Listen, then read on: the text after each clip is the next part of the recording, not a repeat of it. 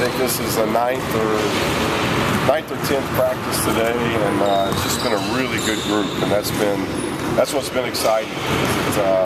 We thought probably in the summer we were looking at a team that was going to look one way in October, look a different way January, February, and I really honestly believe that with this team. The young guys are extremely talented, and I think as we get more practices, they get more experience, it's really going to help them. Obviously, with the schedule we got in November and December, they're going to get huge tests right away. But I really like the development. I like the demeanor. The foundation, obviously, late last year has really helped the guys that were returning. Not just help them, but I think it's helped them help these new guys coming into a different situation. And right now, things are going as well as we can hope for right now. Obviously, a pretty tight guard rotation this year. What do you see? Yeah, it's almost the opposite of a year ago. When we got here, I remember my first locker room talk when I met the guys. We had 7 guys on scholarship, and we were deep at guard, and we were probably 2 bodies short up front. Really only last year playing the Wares and Tony up front, we had to swing. Obviously, the way we played Kyle, we would swing Kyle a little bit, but we were very fragile up front. And now, a year later, you lose 3 guards to the first round, and the Wares. That's 5 of the 8 that you were playing last year, but it's almost flipped. Now we've got a little bit more depth, not all the depth we want up front, but we've got a little bit more frontline depth than we had a year ago. Not as much depth in the backcourt, and I think that's why so much is going to be on Isaac and Bryce and Norman. I think 3 good experience, even though Isaac hadn't played a lot. He's been in our program for a year now. A lot going to be put on them, but I think the development of Noah and the development of Juana has been really good.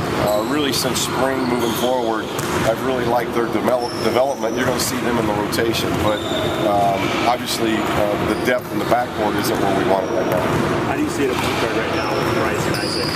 Well, they can both play it, and I think eventually as we move along, Kavan will have the ability as we get deeper into the season, and we won't wait very long on that. As far as he's such a good rebounder, he can rebound and go. But we're very, very comfortable with Bryce and Isaac. These are 2 really good players. Bryce, obviously, an outstanding freshman season, proved himself as a point guard, and Isaac played point on our reserve team all last year going against the guys. So he's been able to do that all year as well, and they're both comfortable playing either or, and I think that's where they're going to complement each other. We've worked really all summer. Last year we mixed teams up a lot because we knew Kyle would play some point and some stretch 4, if that's what you want to call him, or a big guard. This year we've gone from day one pretty much the same teams, and that's really making sure Norman, Bryce, and Isaac are playing a lot of minutes together. And we did that really starting back in June and July. All 3 of these guys were on campus all summer, so they're getting more and more experience doing that because they're going to play a lot together. You lose so much of the scoring from last year's team. Is that just something where you see, obviously Norman kind of seems like the obvious guy, but who else do you sort of see? Yeah, Norman's I like his progression, and that's what you want to see, but his development has been incredible. Last year, a great junior year. This year, we're going to ask more of him. That doesn't mean you force things, and I think these guys know our program. It's about ball movement. It's about sharing.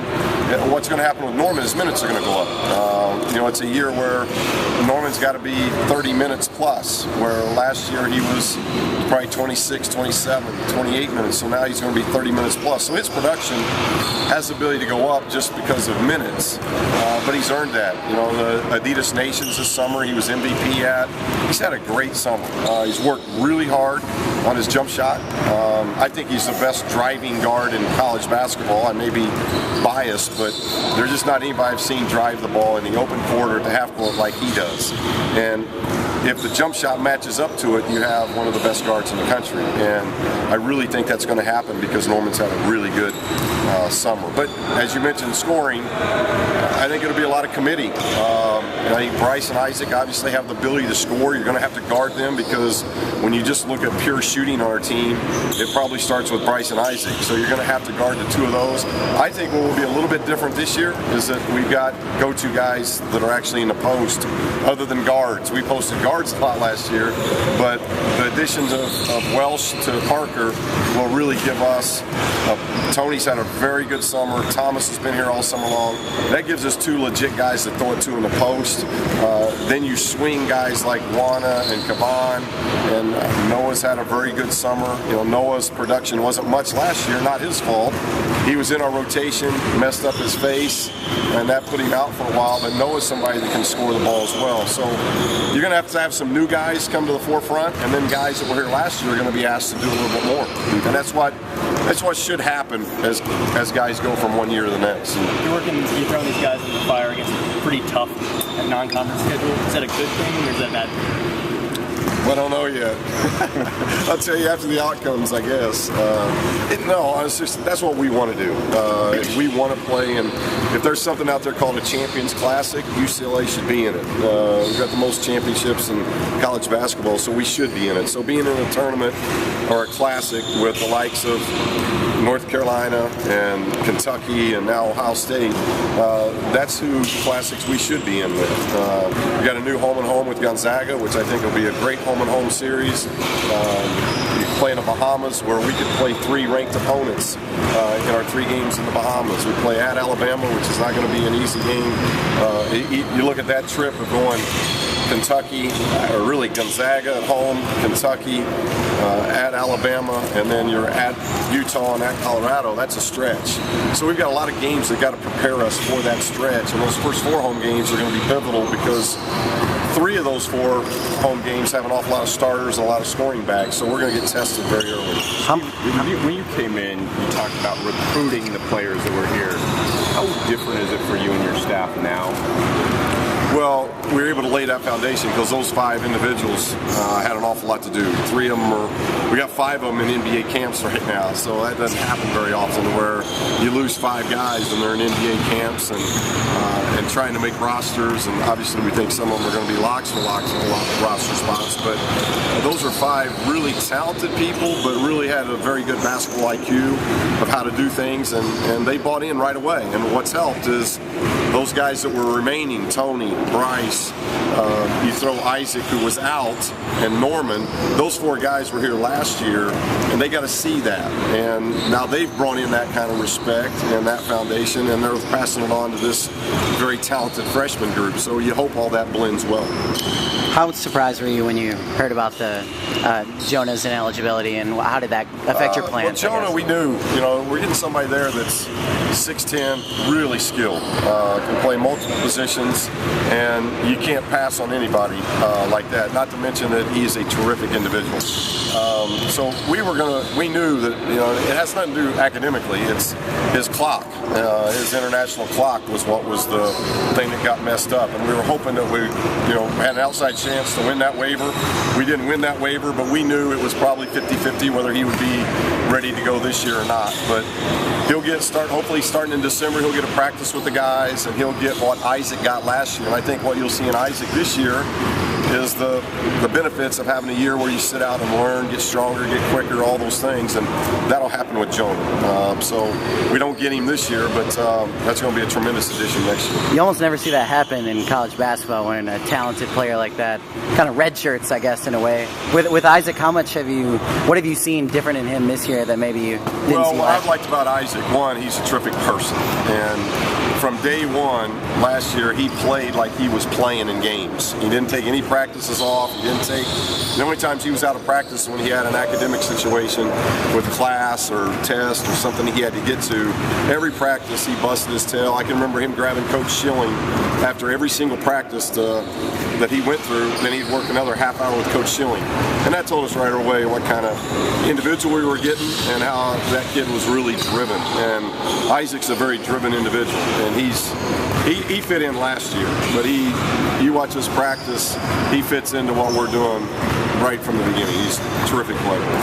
With the guard rotation being what it is without Kyle, do you think you guys will be able to push the ball as much as you want? Well, I hope so, because that's the foundation we wanted to lay. And if you look at last year, what Zach and Bryce did off the bench. That's who Bryce is. Bryce likes to push the ball, so we want Bryce doing that. We want Isaac. Isaac's a player that does the same thing. He can push the ball. Kevon gets rebounds. You know, he's going to be able to get it and go. There is no outlet. So we were very efficient offensively. There's no question, and we played at a very high level of tempo. I hope we can continue to play at that tempo because I like who we got running. Bell, that's his strength, is he runs the floor better than anybody. So there's some guys that we want to probably be different lineups and different groups that we have that are going to run better than others. The argument would be when we came to our bench last year, we ran better. I don't know if we were more efficient offense, defense, whatever, but when we went to the bench, we got quicker. This year, it may not be go to the bench and get quicker, or it may be that way. We got to wait and see how that factors in with practices and stuff. But I do think the athleticism and what we've seen so far has been good. Now we're on a short court right now, so we look real fast. So we're hoping to get back into Pauley soon to be able to take advantage of the long court again. What's the greatest challenge with that, with flooding and the replacement of the court? Well, I'll tell you what, the university and the people working within the university have been tremendous since that happened, because I was on vacation at the time and I got all the pictures, but you're looking at Pauley basically having as much wood as we have here in the men's gym and it being almost calf deep. And that's all through. You don't see what the locker room was ruined, the training room was ruined, our weight room was ruined. So we've been able to make a lot of changes, for one. Rules changed August 1 as far as what we can provide for the student athlete now. So we've had to make some changes in the infrastructure, which is really going to help. Like you'll see, the media room now is our weight room / media room. We're now having our old weight room will be our nutrition room. We were able to make some changes to our training room that, had the flood not happened, probably wouldn't have happened. So we've really turned a negative into a positive, and the people here have worked morning, noon. They're in 6 in the morning, working till 6 at night, trying to get us back in there. And hopefully by this time next week, or maybe late next week, we'll be back in Pauley. But everybody's really been accommodating, trying to get us back in there. Thomas has been terrific. I've said it long. You get 13 individuals like that. He's just a tremendous person, great work ethic. Comes up to you every practice and thanks you for just coaching him for 2 hours. And the thing I've learned with Thomas, I've got to be on my toes, because after every practice, he asks me personally, what do I need to work on? And you got to be ready to give him an answer. So I'm always prepared. When we shoot free throws now at the end of practice, I'm not just messing around with the coaches. I'm collecting my thoughts of what am I going to tell Thomas, because in the next 5 minutes, he's coming up to me. And that's the kind of player you want, somebody that's just a sponge trying to get better. And at 7 foot, that's a pretty good sponge to have. But he's been terrific. He's running the floor well. He's working very hard. I think it helps him and Tony. You know, Tony last year didn't have a true center. He was having to guard out on the floor, because when he's guarding either one of the Wares, they're picking and popping and playing on the floor. Now Tony and Thomas are their natural centers, and they're getting to go against each other every day, and I think they're getting better because of it. Thanks, guys.